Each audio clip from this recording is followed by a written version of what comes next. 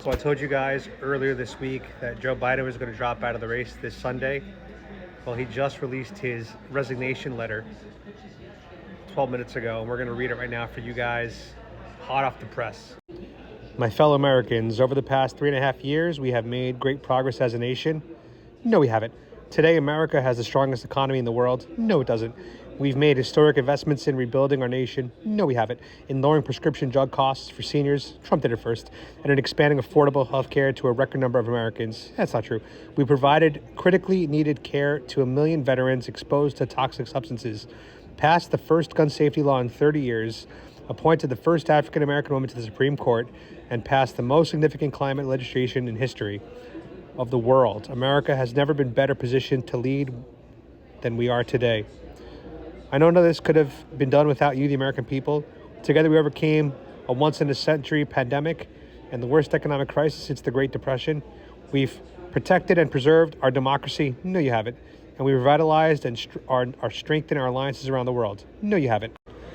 It has been the greatest honor of my life to serve as your president, and while it has been my intention to seek re-election, I believe it is the best interest of my party and the country for me to stand down and to focus solely on fulfilling my duties as president for the remainder of my term.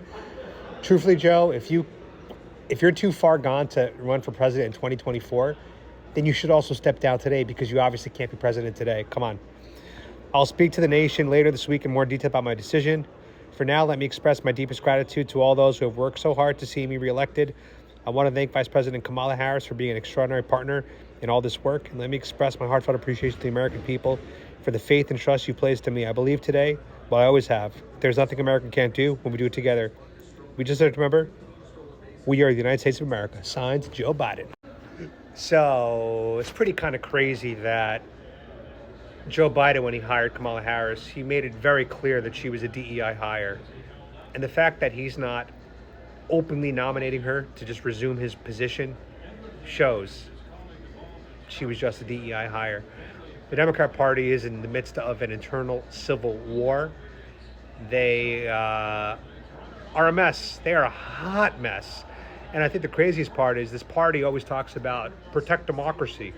But literally millions of Americans voted for Joe in the primaries, and they're just throwing your votes aside, and they're going to be nominating their own person without the vote from the people. That's crazy. I'm telling you guys, if you want to protect democracy, if you want to protect this constitutional republic, there's only one man for the job, and his name is Donald J. Trump, the true defender of democracy in our republic. As always, guys, God bless Trump.